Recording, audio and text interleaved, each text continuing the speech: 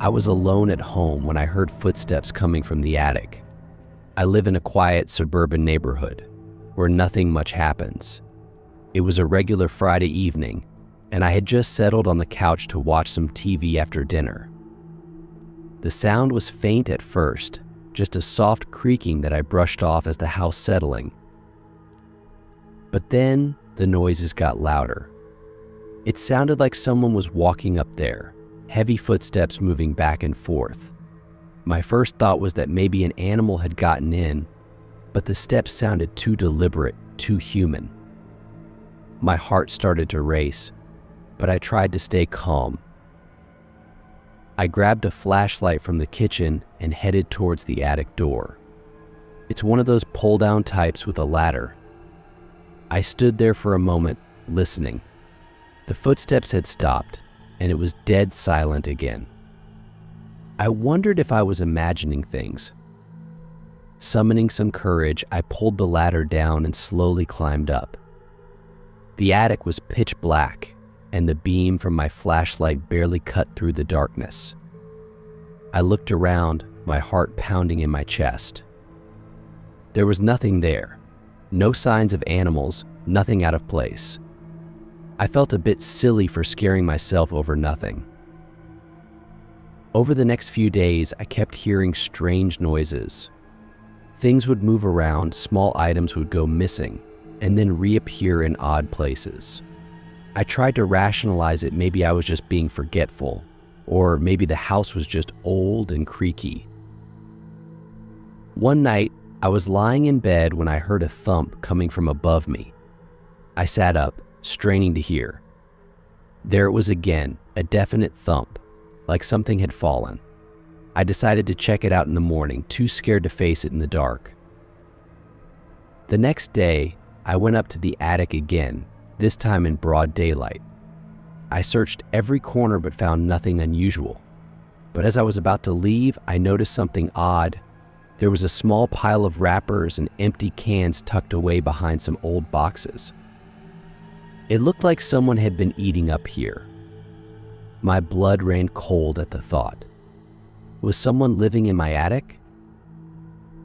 I called the police, feeling embarrassed but also scared out of my mind.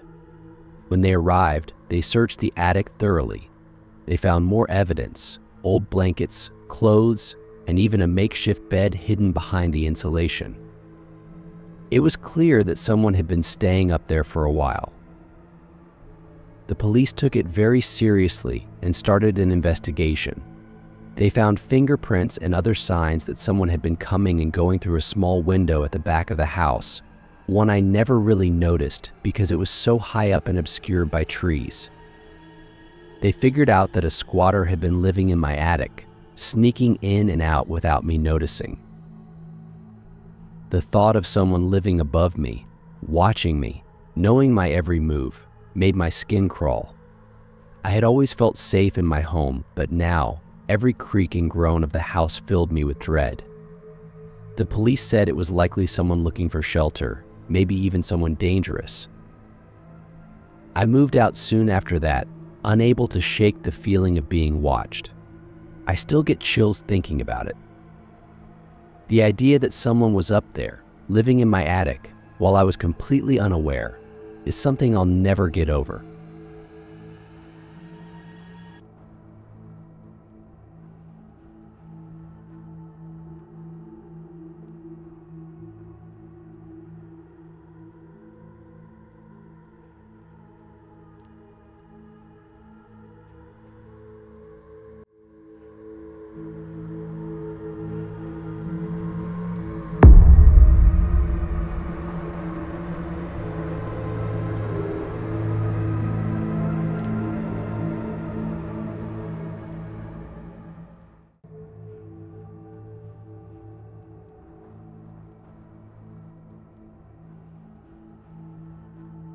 I found a strange note in my mailbox with no return address.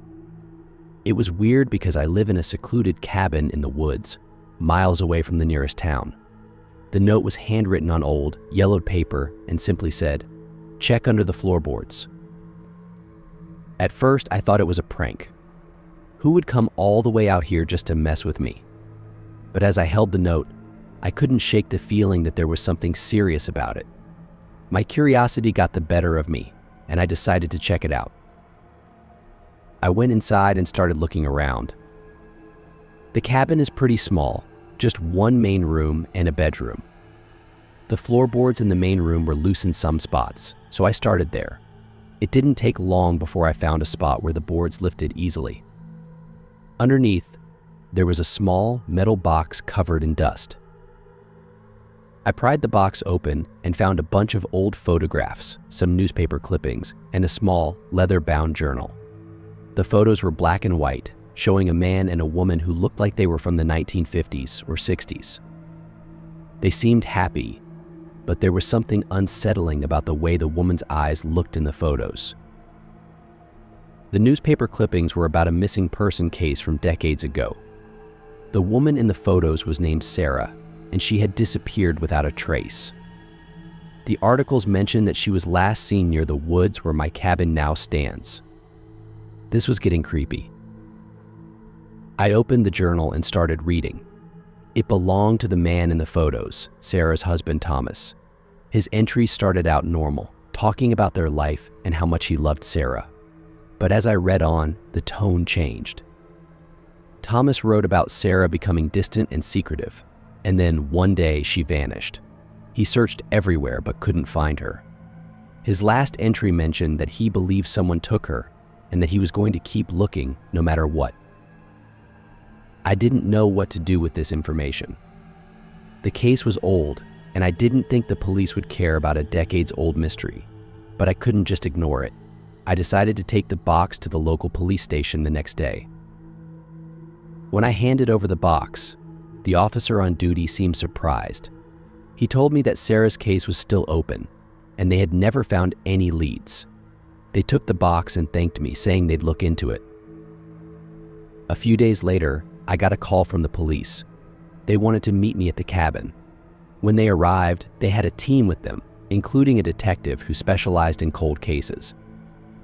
They started searching the area around the cabin and found more hidden items, pieces of old clothing, a locket, and even some bones buried deep in the ground. The evidence led to a full investigation, and eventually, they found out that Sarah had been killed by someone she knew, likely Thomas. The discovery of the items in my cabin helped close a case that had haunted the community for years. It was surreal knowing that a simple note in my mailbox had led to all this. I never found out who left the note, but it felt like someone wanted the truth to finally come out. The whole experience left me shaken, and I moved out of the cabin soon after. It was too eerie to stay there knowing what had happened.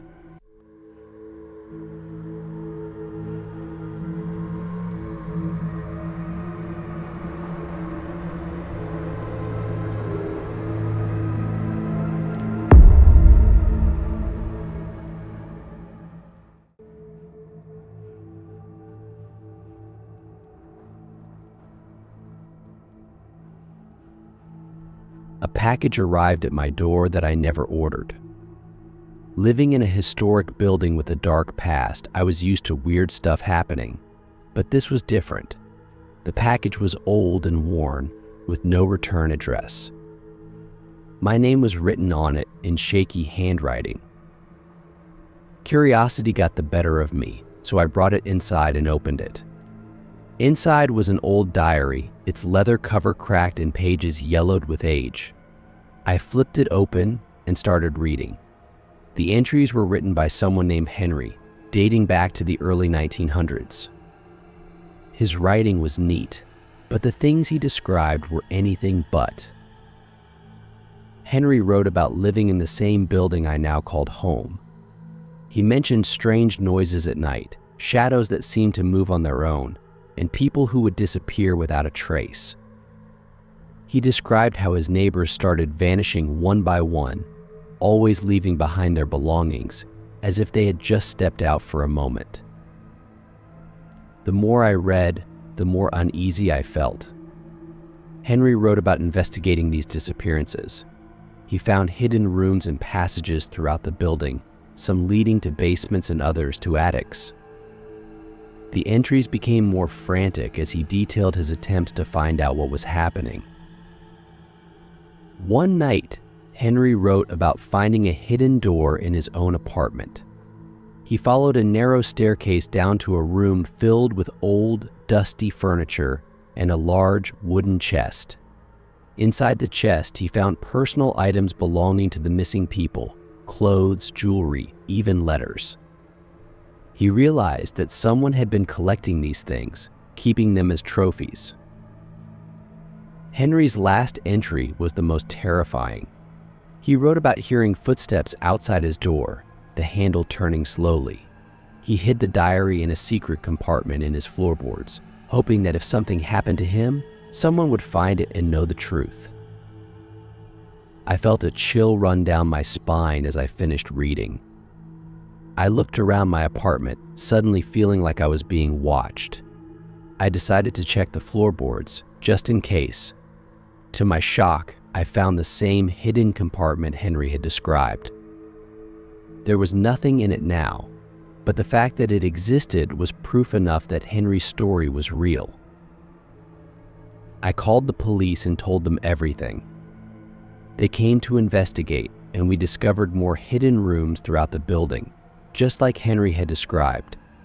In one of the basements, we found old furniture and personal items that matched the descriptions in the diary.